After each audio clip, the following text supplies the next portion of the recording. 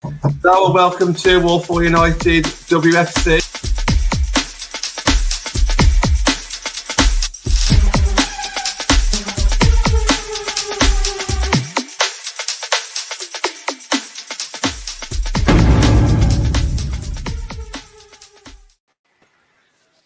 Hello and welcome to Walford United with me, John Foster, MUFC. With it being the international break, I'm going to do something slightly different tonight on this Monday show. So, bear with us, got something going on in the background as well. It is definitely working, even though my screen's kind of crashed on me. Can you hear me okay, Connor, Barry? Yes, we can. Yeah, Okay, you're completely frozen on there. That's your fine. picture's frozen there. I'm talking to a black screen, that's why, but I'll keep talking anyway. So 5 things that United need to do to clinch Champions League for the rest of the season. So from now till the end of the season, what do we need to do at Man United to make sure that we do our bit? Just to make sure my computer's still working, I was going to jump over to Connor. Connor, how are you, mate? Yeah, all good. You're jumping around all over. This is worse than Matt last week. This is when we did the Her Game 2 show. Well, I'll be honest, I'm looking at a black screen right now, so there's nothing on the screen where I can actually hear you, so it's really, really weird, but hopefully that'll correct itself shortly. But yeah, you keep on talking there, Connor. Talk about what do you want me to talk about? How's your weekend been without watching Man United women's team play? Awful. United men's lost on Saturday. Verstappen didn't even finish the Grand Prix on Sunday, and that was at 6 o'clock in the morning as well. So that wasn't worth waking up for. I immediately went back to sleep and thought I'll just write that off and I'll have another day. So I kind of went back to sleep and pretended it never happened. So not ideal for sport. I just needed United women to cheer me up, and there was no game, so not ideal in the slightest. Barry, welcome back to the show. How are you keeping, mate? You? Yeah, not too bad. Pretty much the same as him. Only, I was less bothered about Verstappen. I'm even so less bothered that I didn't even know that it was on or off, or if you finished the race or not. But I do like to listen out for. We just so I can join in the odd conversation. But no, I wasn't really watching. Well, I was working all weekend, to be honest. So as you guys know, really weird without having a Man United women's team game, but you do kind of get used to it. But yeah, I want to get straight in there. Thank you to everybody in the comments. My computer seems to have started working again now, so I can actually see you all again, which is great. It's a bit weird. It was kind of like doing just like an audio podcast for a second there. I'm not used to that. I'm used to seeing people's reactions on screen. You could have been waving at me. You could have been sticking your tongue out at me. I wouldn't have even known. Right, let's make a start then. So we've got 4 topics. So we've got 4 points out of the 5, and then leave the guys in the comments to maybe put their suggestions in, and then the last topic we can kind of talk about that. And then towards the end of the show, Barry's got this amazing graphic that he's created, or that he's found. Well, no, it's a bit of both. He's definitely created it, and then found a lot of information on Google regarding some statistics about the top 5. So we want to give that the kind of show that it deserves as well. So towards the end of the show, we're going to spend a bit of time talking about that work that Barry's put in as well. So the first one that we're going to come up with then is Barry, it was actually yours that you messaged me this morning. One of the things that United need to do to clinch top 3 is to Muller Villa, in the exact words, Muller Villa. What do you mean by that, Barry, for those people who don't know what Muller Villa means? Okay, so Muller, it's not a northern term, it might be a southern one, but when we Muller people, it means that we absolutely batter them. And I think basically what I was getting at with that is that we have got to score some goals.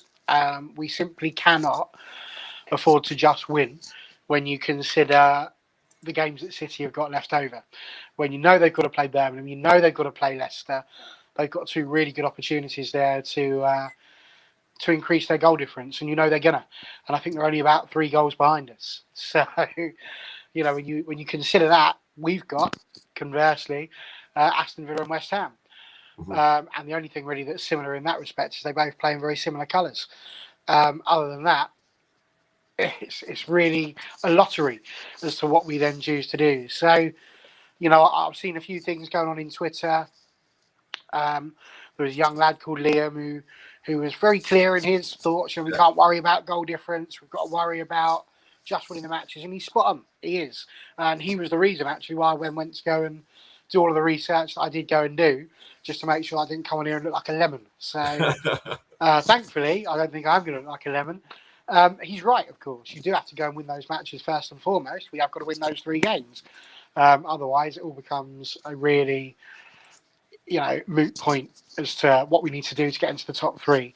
But what we don't want to be doing is getting to Chelsea and requiring scoring more goals than Manchester City do without some sort of buffer before we get there. So when I say we need to Muller Aston Villa, that's exactly what I mean. We need to take our chances, make our chances, take them, and hopefully, with a little bit of luck and some good shooting boots, we'll increase that goal difference, and it won't be such a drama that we have to worry about what City are doing in their games.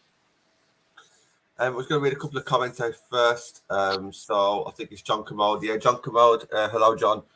Beat Villa and West Ham 5-0. Beat Chelsea. Then we will get top 3. I agree with that. I think that's right. Connor, do you think that's feasible? Can you see us? I mean, I know before Christmas we had an amazing run. We didn't concede in about 5 games, and we did go on a good scoring spree. Can you see us doing it again? I shouldn't have tried to work out the stats on how many goals City are going to get, because when you actually look at it, this is me being conservative, right? So let's say 4 versus Leicester, 3 against Brighton, 5 versus Birmingham. Now, if my maths correct, that's plus 12. They're 3 behind us. That means we need 9 going into the last game.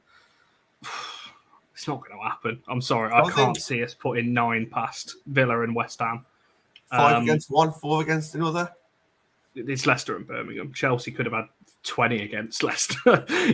So that's being conservative. I actually expect City to put like 7 or 8 past at least one of those. Brighton, I think, will be a little bit tougher. But they're all at home for City. That's the problem. It's not like they've got a long away trip to go. That doesn't. Now, if people are watching, that's not me saying we're not going to get top 3, because I think we will, because I think we'll beat Chelsea, and I think City will drop points on the last day. Or they'll drop points elsewhere. But I think the last day, I think City will drop points, and we're going to have a brilliant day down in London. However, when you're looking at goal, and I agree Barry's point, we do need to hammer teams, but I think it's a little too late for that. I think now it's just about winning, because I don't think we can match City's goal difference. Like I said, you just go off those games alone. Like I said, we need 9 in 2 games. Are we going to get that? We're not. We're not going to get 9 against, let's say 5 against Villa, 4 against West Ham. It's not going to happen. Not for me, anyway. We did get 5 against Villa last time. Yeah, but do we think we're going to get another 4 or 5 against West Ham? I don't think so. So it's unless we go to Villa and beat them 7 or 8, then there's a possibility. But I think you've got to look as well at Villa at home in the last kind of couple of months. They've been holding teams to low score lines. They've actually been quite good since the turn of the year at holding teams, bar obviously a couple of against the big team. So yeah, I'm not too sure. I think, yes, we do need to look at that. We do need to go out with the mindset of actually we need some goal, but I think we would have seen that already by now. We'd have seen that against Brighton. I know we were on the front foot against Brighton, and obviously we got the win in the end, but I think we would have seen that already if that was our tactic, and I don't think it is. I don't think it's necessarily on the mind. I think what you said, both points are correct. Yes, we should be just focusing on the win, and yes, we should be going for goal difference. Like Skinner always says, in an ideal world, we'd be scoring 10, conceding none. But I don't think it's quite feasible, and I don't think when you look at City's games, we should be looking for that goal difference. We're kind of hoping that they drop points, and it is possible. They can drop. Brighton, if they go to the academy ground, do what they did to us, City might get frustrated, and you never know. They could nick a point off them. And I think that's our way into the top 3, not beating them on goal difference. I think if we go in level points, I don't think we'll compete with that goal difference. I've got it down on my new updated predictor that if we go level points, we'll be 4, 5, 6 behind them. So, and we're not going to go to Chelsea and beat them 6-0, are we? Unless we're really on form that day. But I can't see that. Vincent, I've left your comment on screen. Make sure you come over and say hello if you do see us. I was going to say where we'd be standing, but I'm sure you'll just hear us anyway, so I don't think I need to give you our block letter where we're actually standing, I'm sure. But if you do see us, mate, feel free to come over and say hello.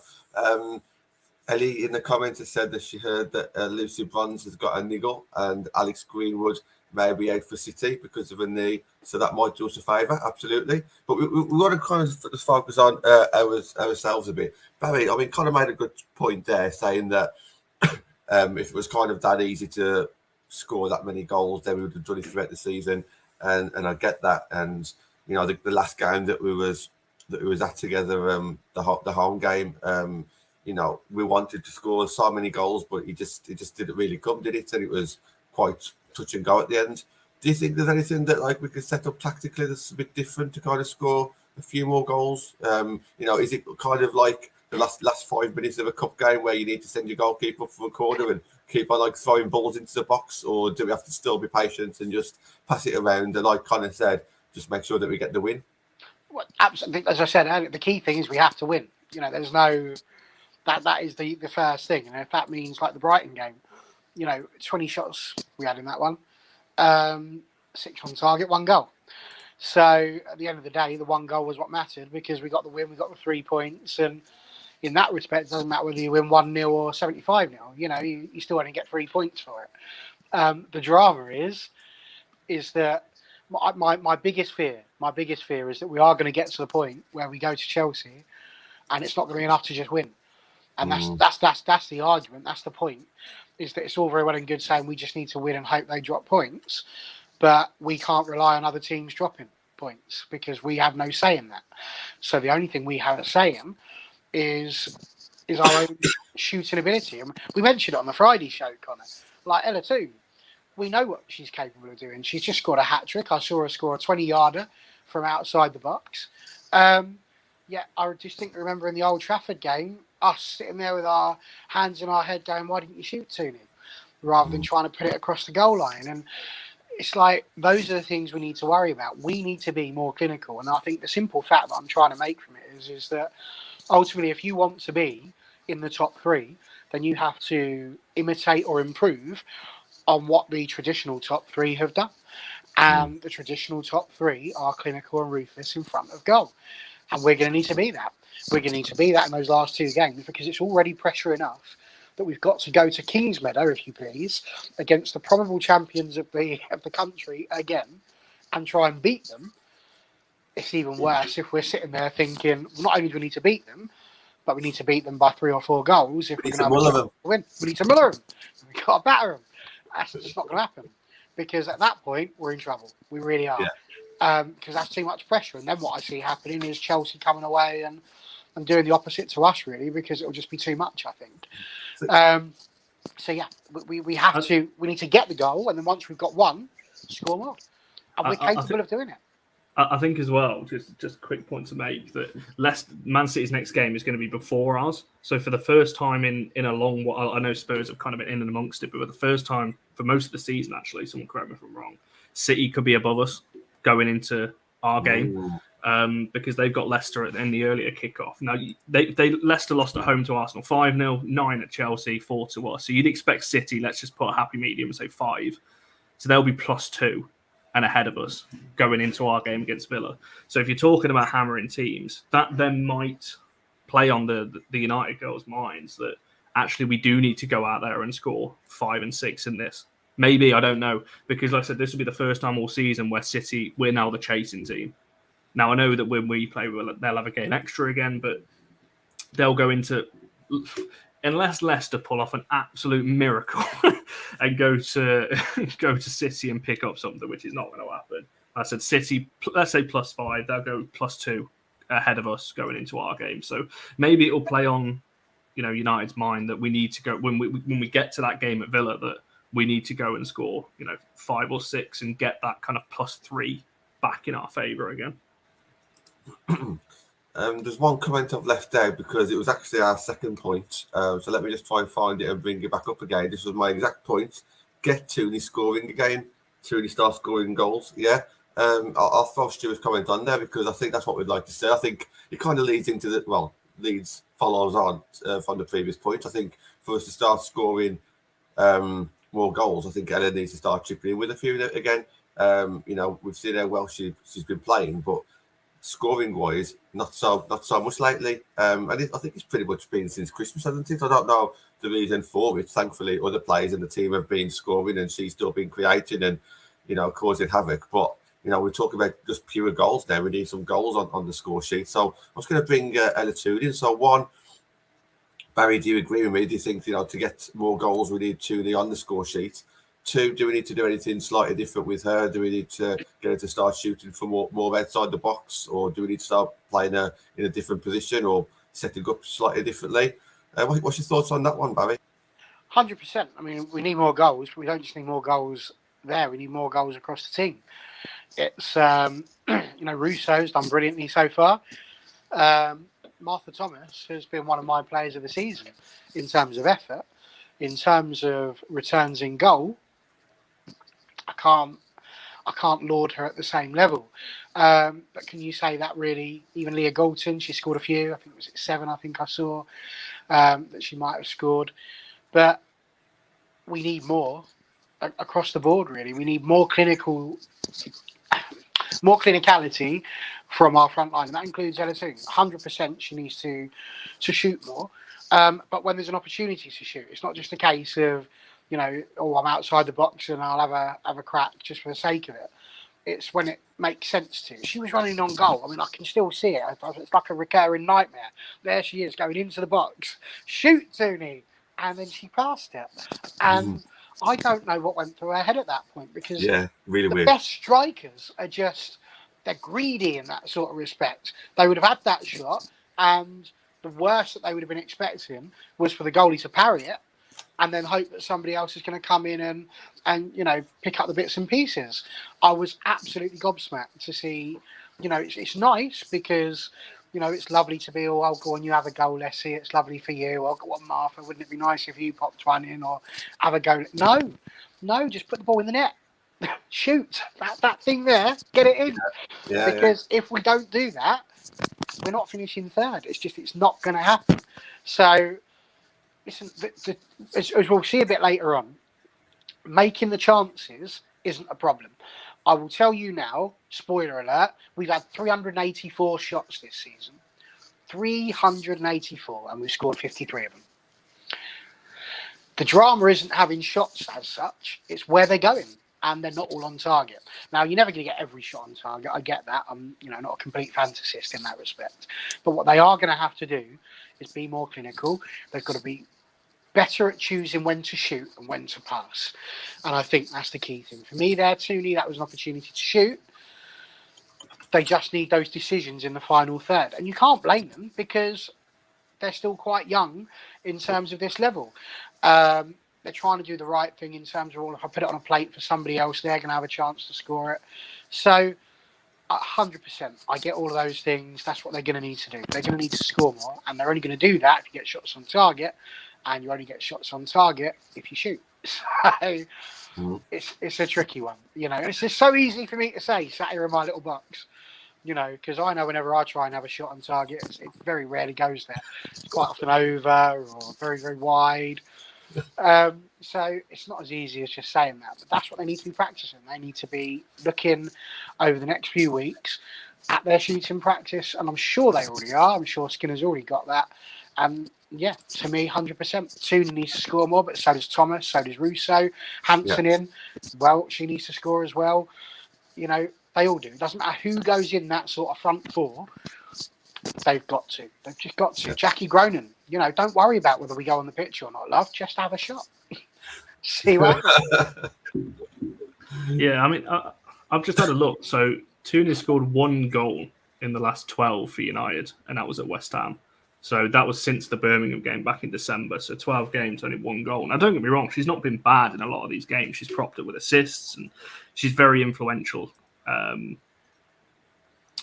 in the games. But I'd like to see it, and it's not just her. I know this conversation is about her, but it's not just her. Other players need to chip in around her. And we have had that this season. Zellum's cropped up with a few. Galton's obviously on 7 as well. Russo top scorer. Thomas has had a couple. We have had a varied amount of scorers this season. But when you're looking at the season that Tooney started as, I know she started as a false 9 this season. It wasn't suited to her. Although she was getting the goals, it wasn't really suited to her. Now, her goals were always going to dry up when Russo came back into the team, because then you've got an actual proper striker. When Galton came back into form, obviously Martha Thomas has played quite well. So that was always going to happen. I don't know. I just feel like there's a lot more in there. And I think sometimes I hate comparing it to the men's team, but she reminds me a little bit of Fernandez in terms of just that little bit of overthinking in the final third. Sometimes it is better just to go with your instinct and have a shot rather than constantly looking for the little intricate pass when you're on the edge of the box and that kind of thing. Just have a go, you know? So yeah, she's got it in her though, and that's what I don't understand why she doesn't shoot more, because you know it's not like she's shooting from 30, 40 yards. You know, edge of the box, just have a go every so often, especially in tight games. You know, when you need to break a team down early in the game, have a few shots, test the keeper, and go from there. But yeah, that's not taken away from the season she's had, because she has been unbelievable this season. It's just when you get into the business end, you want everyone to start chipping in with a couple of goals. But yeah, that's not to say she's been bad, because she's been contributing all over the place, you know, and assists and all these kinds of things as well. But I mean, you look at her hat trick for England, right? She didn't just score that good goal from outside of the area. There was one where it was pulled back to her, where she was just inside the box. And, you know, a lot of those goals that England scored, it's either that they've had a shot and it was brilliant, or it's one of those where it deflects back off of the goalie, it's put in the path of somebody else and they finish it off. And that's 100% where she needs to be. That's what you would expect Sooney to be doing, being that poacher on the edge of the box who comes in and picks up anything where the ball's pulled back to her from the byline. You know, that's where she needs to be, almost like the Paul Scholes role in that sort of respect. You know, he was often on the edge of the box and scoring his goals from there. So for me, that's 100%. She needs to be using that brain that she's got, because she's shown she can do it. She's doing it for England. She's done superbly. They've all done superbly. You know, I mean, listen, we're dissecting this as if we've had one of the worst seasons in the world and as if it's all terrible. It's not. It's minor tweaks. But they're going to be very important in these last 3 games, because it's going to be tough and dramatic. We're going to move on to the next one then, Barry. So I'll just stick with yourself. The next thing I think we need to do is just keep our players fresh and fit. I've put fresh and fit.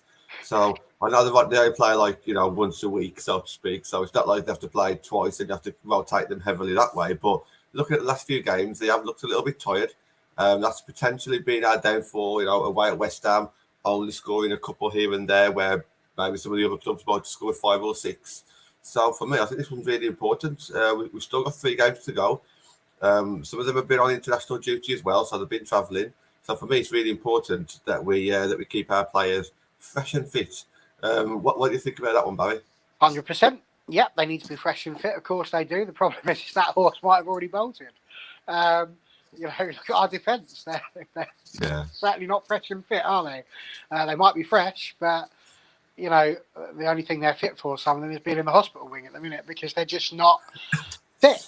So it's a really tough one, John, because if I was playing Football Manager, I wouldn't be doing that at all. I'd be like the Grand National in the final furlong, just sort of getting the last bit out of them that you possibly can. Yeah. And playing your best team, because it's all or nothing now. You know, the time for messing around was earlier on in the season. We don't have that luxury now. As I say, with the way that it's all set up, we don't have the luxury of experimentation. So I saw a lot on Twitter after Carrie Jones played her game for Wales, saying that maybe she should be given a chance, possibly even above Hansen coming on for Thomas. The fact is, it doesn't matter who we bring on. What matters is that it's got to be the best people that are training the best, that are showing the best. And if that turns out to be Carrie Jones, by the way, fantastic, go for it. But I mean, I trust Skinner in that respect to do the right things. But the only place really where we've got, I think, a wealth of talent that we could potentially rotate is midfield.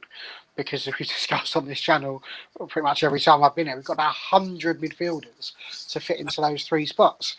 So 100%, we've really got plenty of those. And I think we've got that. You know, it's in our locker. It's within our gift, I think, that one. So you're right, you know, but again, it comes down to what we said on Friday about why we have international matches this close to the end of a season. Granted, Tooney was our main one to play, but you look at what Tooney did in that match and how hard she's had to work. Will she play again against Northern Ireland? Probably. Let's be honest, if Tooney then gets herself injured in that match, it adds just another danger to it. So yes, we might have Greenwood and Bronze out for City defensively, but they've already had their problems. They've shown they've got that strength in depth to be able to get through that. So of course you're right, fresh and fit. That's the case from the beginning of the season. Those who keep their best 15, the freshest and the fittest, they're going to do the best. It'll be hard to do. We don't have the luxury of rotating in defence, so they're going to have to just go for it as best as they possibly can. Strikers wise, as I say, we could rotate, but the problem you've got is once you take Russo and Galton out, where's the goals? You don't have goals. You need to start scoring, yeah. You don't have Jones. I love it to pieces, but if Bruni comes on, she hasn't scored one yet, although she nearly did. That was unbelievable stuff from like the halfway line almost. So, the rotation, as I say, it's not so bad in midfield because you've got players that can come in and do well, whether it be Ladd, whether it be Gronin, whether it be, Boarisa. We've got some great players who can play in midfield. That's not the drama. So, yeah, fresh and fit, 100%. But the problem is that we need those people to play. Yeah. So, short of having the rest in between the matches, I can't really see what more else we can do in that respect for that. Colin, do you want to come in on that one? You obviously used to stand next to me at pretty much every game this season, and I think he was the one that kind of clocked it to be first. We were looking a little bit sluggish in games. To get us over the line, we might be fit enough just to maybe win every game or win every game going into Chelsea at least. But do we need more than that? Do we need to just keep that energy going and just score as many as we can? Yeah, I mean, this is where I wish I was qualified enough to know why, because we've not been fit since the first. That sounds really bad, doesn't it? We've not been at full fitness, I don't think, since the first game of the season. Every game I've watched this season, we've started okay and then just massively dropped off, like fitness levels. And I don't know why that is. And I think I've said this all season. I think that is why Skinner doesn't play this pressing, kind of high intensity game, because I don't think we can. I don't think we can sustain that for more than 45 minutes, let alone 90. So yeah, keeping players fit is key. It's worrying to me that a lot of our injuries have come from training or for things off the pitch. I think the only one of note that actually happened in a game was Millie's, obviously at the start of the season. Obviously she got another injury that's kept her out. Unfortunate there. So it's been a weird one this season because I said I don't think we've been fully fit all season. However, we've got over the line and we look good on that winning run. And the thing is, when you go on a winning run, the positivity, breeds into the squad. You become less tired, if that's a better way of putting it, because you're so confident in everything. You don't feel the tiredness. Whereas if you're hanging on to a 1-0 and you're kind of on a bit of a bad run, like we were on, obviously that tough run that we had with City, Arsenal, Chelsea, so on. It can feel more mentally draining, and that can then affect your physical side as well. But that's where, and yeah, I agree with what Marty said in there. That's where you use your squad, because he has got players, granted not at centre half, that we don't have any options there now. But elsewhere, you mentioned Hansen there, you mentioned Fuso, Carrie Jones could potentially come in. This is where you can rotate, but I do also agree with what Barry said. You take Russo and Galton at the front too. Where the goal's coming from. I think the next person down from that is Thomas on 3, I think. So you're taking 14 goals out the squad and nobody else is close. Obviously, Ella and Zellum's in there, but they'll play anyway. So it is tough. I can see the arguments for both sides. You need to be able to rotate, but I don't know. It's a real tough one for me. We have got a couple more. The next one's yours, Connor. You messaged me, I think it was this morning on this one. I think it's a good point. If we're not scoring many, we need to keep them at the back, out of our goal. So, do you want to introduce this one, Connor? Yeah, and clean sheets is actually going to be the hardest thing for us, especially in obviously the last game, as everybody knows, because we've got a makeshift centre back pairing at the moment. Now, I think somebody said earlier, Diane will be back for the Villa game, which is good. But how fit is she going to be when she comes back? We know that we've had some players come back and they've not been the same player straight away when they first come back into the squad. So that might take a little bit of time to to bed her back in, and we don't have that time. So yeah, it's going to be really key for me, clean sheets. We've kept a couple. We've not kept a lot recently. Obviously, we conceded at Reading, we conceded at West Ham, we conceded at Everton, Old Trafford. If we're going to go on, if we are going to do this, we are going to need clean sheets minimum in the next 2. We cannot concede against Villa and West Ham. And Chelsea, I can't see us keeping a clean sheet, but going in with that mindset will help us, because one of the things that we struggled with, obviously, in the Conti Cup, barring the fact that Chelsea are a very good side, they scored 2 very quick goals within like 5 minutes of each other. Obviously, I know we then bounced back from kickoff and then they scored a couple of minutes later. We can't let that happen when we go down there. We need to be able to shut them out. But it goes back to the first point in terms of scoring a lot in the next couple. Because if we can go to Chelsea just needing the win, if we can shut Chelsea out for 45, 60 minutes, then we've got a real chance. But if we go 1 or 2 down in the first 20, 30 minutes against Chelsea, we're in big trouble. Sorry, I'm just laughing at that, Connor. Me too. Well, Barry, we speak about we might not score as many goals as City. So, how important is it that, every goal counts? So obviously every goal we concede is another goal knocked away from our goal average. Connor's onto a good point there, isn't it? Not just the Chelsea game, but if we can keep clean sheets against, Villa and West Ham, then of course that's one less goal we may need to score. Yeah, absolutely. Listen, it's that whole adage, really. Clean sheets do win you games, they win you titles, they win you everything you could possibly want.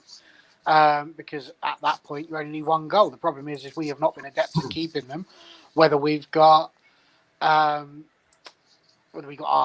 first choice back for or not, really. We look back to earlier on in the season, drawing to Spurs, drawing to Everton, with silly goals that we conceded there. So I think that argument that Connor's come up with would be right, even if we still had our full strength defence, 100%.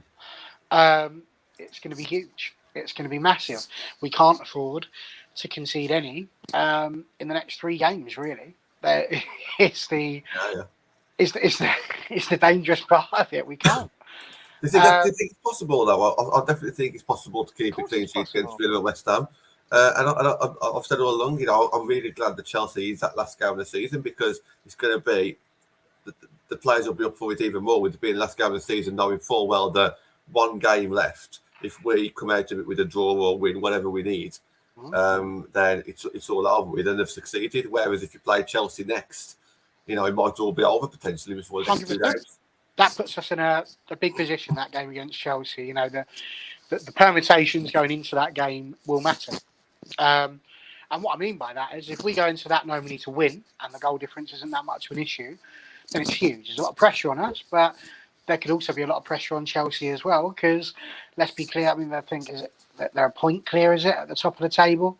Yeah. So, yeah, point clear.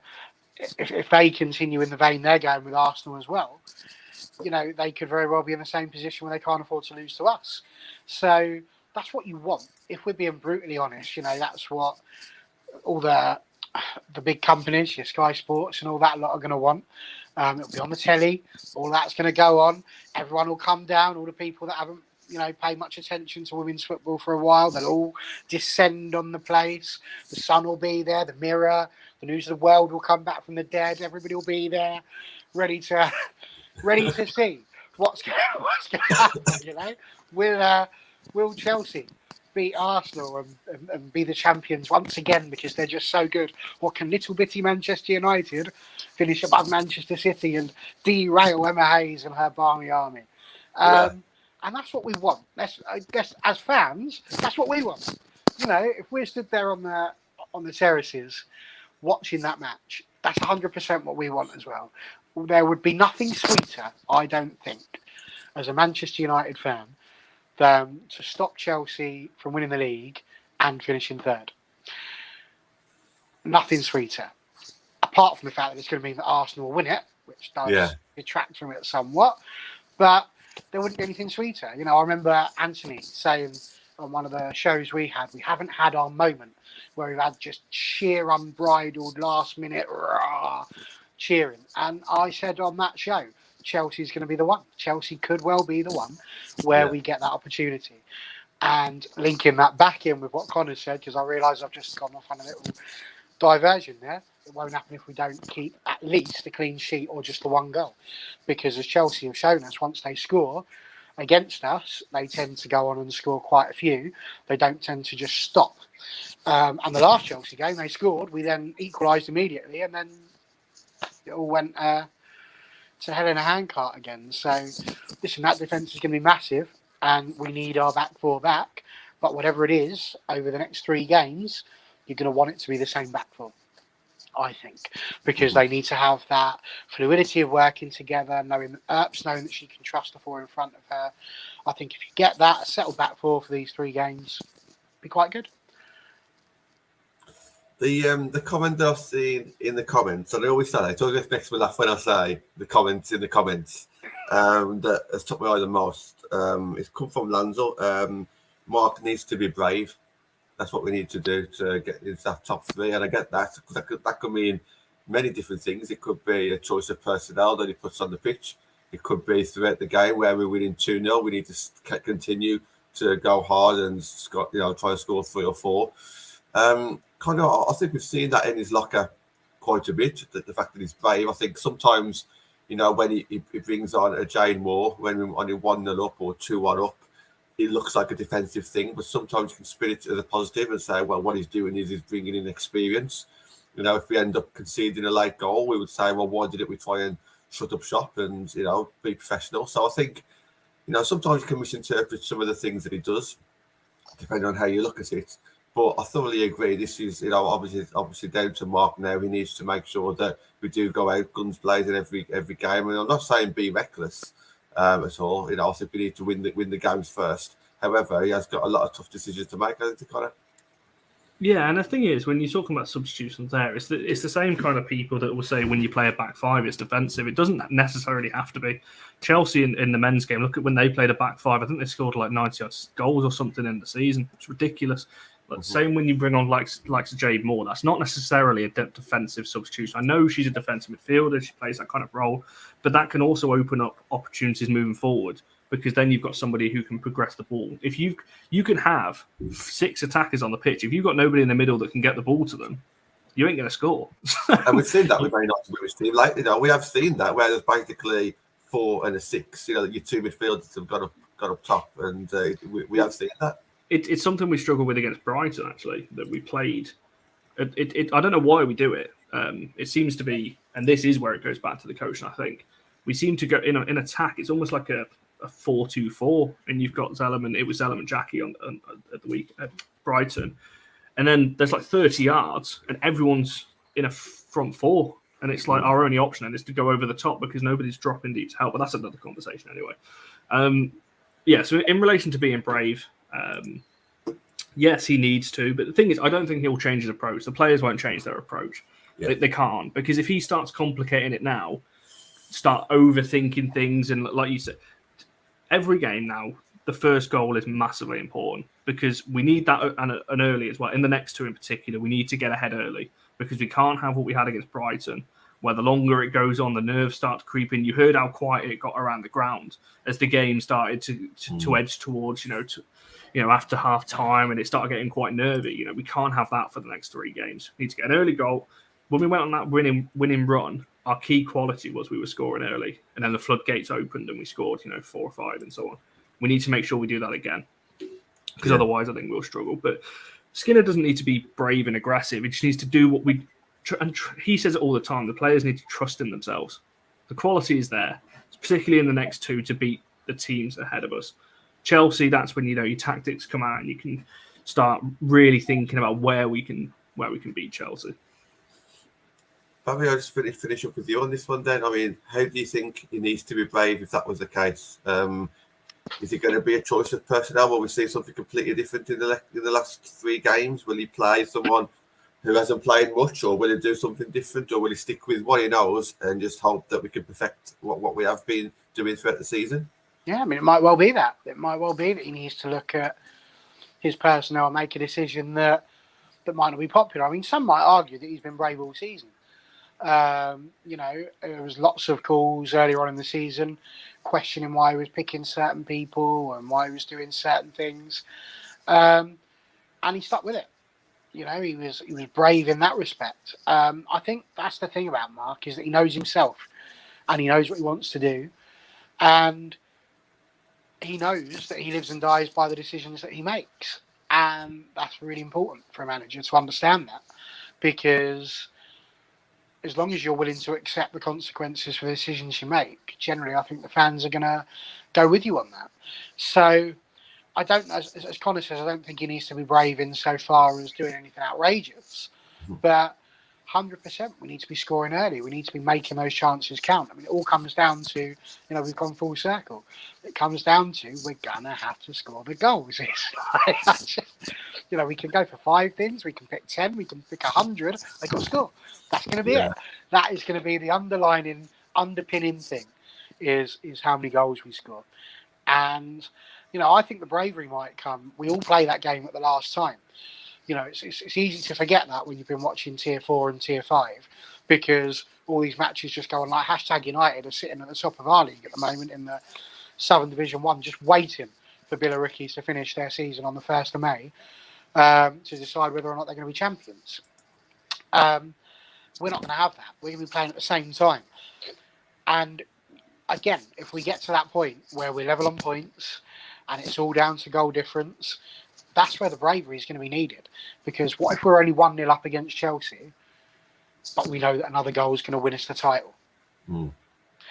Do we go all out and attack for it? Do we carry on being patient? Or do we accept the fact that, we've just got to just keep defending, just get the 3 points? You never know, Reading might pull something out of the hat against City. That's where it could potentially require some bravery. But I think other than that, we've just got to do what we've been doing and score. I think that's summed up quite a few. I think the fact that we've kept on coming back to that same subject about having to score so many goals, I think it's obvious, isn't it? You look at that league table. I think it's absolutely right, Barry. I know you put a bit of work into something that you've done today, so do you want to try and get that up? Hopefully your technology works. It definitely works better than mine. And Barry, do you want to just kind of talk us through what your thought process is here and what we've got on the screen? Yes, so as I said the other day, earlier on, having listened to what Liam said, I thought, let's just go and make sure that what I'm saying about us needing to take our chances more and do better and being more clinical in front of goal is true. And I was pleased to find out that it was, but only marginally. So basically what I did was I took all of our games. I didn't include Champions League games because we weren't in that, so wasn't really fair to include those extra games. So I've included all of the WSL games and all of the cup games that we've been in as well for all 5 teams. So that's for us, for City, for Chelsea, for Arsenal, and for Spurs, just to double check that actually the teams below us were worse than us as well. So I really tried to fact check myself on this particular occasion. I slaved away for over an hour looking through all the different matches and finding out who scored. And basically what we looked at was for each game, how many shots did we have, or the team have, how many of those shots were on target, and how many goals they scored in that match. The percentage that you then see to the right of it is the percentage of how many goals they scored compared to shots on target. So that's basically what I did. And then what I did at the bottom was I added all the numbers up. Or rather, Excel did that. I didn't quite. Excel did that bit. And, the key overarching thing was you looked at your top teams. Chelsea, we were on this one, aren't we? So City, as you see there, they had 492 shots. We had 384. Of those, we had 142 on target. They had 216. So when you look at the percentages, we're actually better than them in terms of converting our shots on target for goals. Only by 1%, but it's better, which shows why we're currently 3 goals ahead. All right? But when you then start looking at in total shots, Manchester City are 16%. So whether they're on target or not, just as a total percentage of shots taken, 16% of their shots end up as goals. And ours is 14%. Spurs, as you can see, they're at 12%, so we can pretty much discount them because they're two. But the reason why it was helpful was because you can see that between first and fifth there's only that 4% difference. When you look on the next page, Connor, you'll see that I did the same thing for Arsenal and Chelsea. Their difference, and this is why they're top of the league, is that their shots on target for Arsenal were 41% and 44% for Chelsea. So this shows again why it is that they're so much better than the rest of the league at the moment, because most of their shots on target are going in. They're more clinical. When you then start looking at total shots, you'll see that they've both got exactly the same as Manchester City, 16%. So when I sat there on Friday and I was devoid of all positivity as to whether or not we were going to finish third, this is why. Because in my heart of hearts, and this is why everybody who's sitting here watching, everybody who's going to watch this again, all of us know that Manchester City are odds on. If you were going to the bookies now and you were picking a score for City against... What's happened? I don't know. He's just suddenly gone. I don't know what he's done. I guess we'll never know. But I think hopefully he'll come back. I don't know what he's done because he was talking about something, so I'm sure he'll come back on in a second. But just on that, I mean, obviously a lot of work's gone into it. What I was looking at is how many goals we're scoring or how many shots we're taking against the big clubs compared to the small clubs. I don't know where he's gone. He doesn't usually have trouble with his Wi-Fi, does he? That was just a straight power cut. I think he's had there. I don't know. It just suddenly went. Well, let's have a look at Man United first. I mean, let's look at the Chelsea game. So it says that we can see on screen that we took 11 shots against Chelsea last time we played them, and only 2 was on target. Now, that to me, I'm looking at that one there. Barry's back. But Conor, do you just want to jump on that first about Man United's shots against the bigger teams? What are your thoughts when you look at some of the graphics there? Yeah, I mean, just a quick first takeaway point that I noticed when Barry was talking and just looking at it anyway, is yes, City have played a game less than us and they've had nearly 100. Well, they have over 100 more attempts than we have. Now, granted, the shots on target, 70 odd more. But the thing is, when you dominate games like that, when you dominate games like that, and you have the amount of shots that they have, these top teams have, and you looked at Chelsea and Arsenal as well. You can control games because you are constantly on the front foot, and eventually the goals will come through, which is why those two teams are at the top. We don't seem to do that, and we don't allow ourselves to get 2 or 3 up in a game. We've seen it, with Everton, with Arsenal away, with West Ham. I don't go, all the draws I'm on about, but we don't seem to get that next goal. Whereas the other teams do. And you're just looking at the shots there in the bigger games. I mean, look at that in kind of October. That was poor. When you're looking at City and Durham and City again and Everton and Arsenal, only 1 on target against Arsenal at home. That was a poor game. And you're looking at most recently, Arsenal away there and Chelsea, only 4 shots on target against Arsenal, 2 against Chelsea. We've got to improve that, because it's all very well and good as saying, just take some shots. They've got to be accurate. And it's great. City do have a lot of shots, but they have a lot of shots on target as well. So, it's an interesting graphic. Like I said, it just backs up, like I said, when you look at the top 2 as to why they're so good. The amount of Arsenal in particular don't need that many attempts, but they have a very, very good conversion rate. When they hit them on target, a lot of them are going in. So, I didn't realise we were that far behind City in terms of... I knew we don't create as much as City do, but I didn't realise we were 100 down, and they've played a game less, and that game less is obviously against Birmingham, the rearranged one. So, when you look at it like that, I think you're kind of... It's a little bit damning, isn't it, that we're not... And it explains why we're not scoring as many as these other teams and putting teams to bed. It's not necessarily about scoring, because we've actually scored more than City this season, but when they win, they're winning comfortably. I can't actually remember. Somebody might correct me here. No, against West Ham, 2-0, I think they won. But City seem to win well, and that's the difference. Yeah. I think what you pointed out there, that City have had so many more shots than us, I think they make their possession count more. So it would be nice to kind of see some sort of calculation, Barry. No, this is too awkward, but just to figure out how much possession the teams are getting, because we've had a lot of possession over the season as well. But how many goals per the possession that we're getting as well? Because for me, I look at the games and I got really frustrated when we drew against Tottenham away. Not because that we conceded that last minute goal. Obviously, that was frustrating, but these things happen. It's just that sometimes we just don't look like we're just going to score. I'll defend us as much as we can, and I see us against was it Brighton the last game, and you can see things what they're trying to do, but it's just very hard for us to get that clear cut chance. Every shot that we do or every goal that we have, none of them really ever seem easy. We really have to work for it.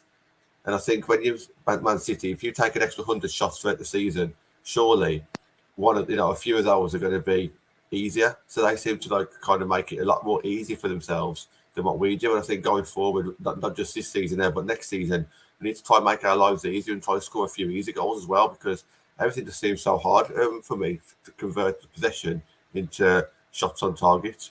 And Barry, obviously you've put this together. Do you want to put a bit of a closing statement together on this?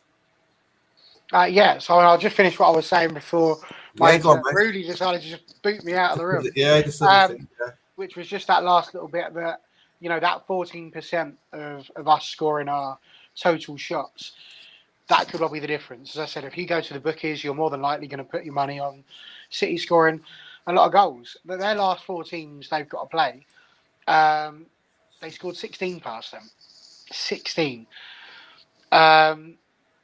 The chances of them not scoring at least half that over the next 4 games, slim. So that's where that statistic is going to matter, because they will have a lot of shots and they are more likely to convert their shots. And it's not just, it can't just be down to sheer volume, because obviously, as we say, they've scored more. We've actually only scored 6 less than Arsenal. But actually, when you start looking at these numbers, you start thinking to yourself, what is it? And I try and think back to those games. And, yes, this doesn't take into account at all the defensive side of these. It doesn't. It's a very, very raw, very basic bit of data. What it's not doing is into account. It doesn't show how well goalkeepers have played. No, I'm still here. It doesn't show whether or not goalkeepers have saved. He's a bit behind. Are you all right there, John? But yeah, I think it doesn't show saving. It doesn't show. There's lots of things. This is very, very, very, very raw data, and it's being used for a very specific reason. And that reason was to underline what I said right at the very beginning, which is that we need to be better when it comes to being in front of goal. We need to be better at choosing when to shoot and when to pass, and then we need to be more clinical. And the simple fact is that at the moment we're not. So when you're looking at someone like a Tooney, and you take that recurring nightmare shot once again, she should have had it. I mean, you take the Everton game. I mean, that never should have been a goal. The one against us shouldn't have happened, because it was just a miscommunication between Mary and the defence, and that went through her legs, and that was that. So, I think it's really tricky, mate. It's really tricky. But I also think when you look at this data, what it shows us is that we're not far behind. And we keep telling everybody this. We keep saying, we're really not that far. We're close. And we are. This is the difference between the elite top 3, as they like to call themselves. This is the difference between them and us, and how we need to get there. It's perfectly fine to only score 53 goals. The difference will be how many you concede. That's 53, by the way, in all competitions. That's not just including the WSL. So you start looking at some of these games where I would have expected to see more. You look at the game against Bridgewater, which I didn't get to go to, and I was really annoyed about. We had 25 shots. That was our most shots in any game this season, and we scored 2. Now you look at Spurs, who we can all agree are pants, and they played Watford, had 38 shots and scored 11 of them. Now, in terms of percentage, you're looking at a difference of 55% for them when it came to shots on target. 20 of them were on target. Out of our 2 goals that we scored, we had 13 shots on target. So in that case, you only score 15% of your goals that you've had a chance of. So I think what this shows us, and the information that you get on the right, because let's be honest, Spurs have got more 0% than any other team. on this graphic is that it just shows that it's not just United. There are plenty of people here who are having lots of shots with a lot less on target. And I want to be very, very clear on that. You know, the difference between total shots and shots on target isn't really all that different. You know, you're looking at 240 there for United, 280 it is there for City. Chelsea's is almost 300, but you know they're going to have a lot of shots because they've got a lot of attacking options. And Arsenal, 220. So the difference in shots and shots on target isn't really all that many. It's what you do with those shots on target and where they're going. I refuse to believe that we've just got goalkeepers that are just stepping up and being amazing just because it's us. So it's got to be where that ball is going. I'm just trying to think. There was a game that I watched yesterday, or I think it was an international one, sorry.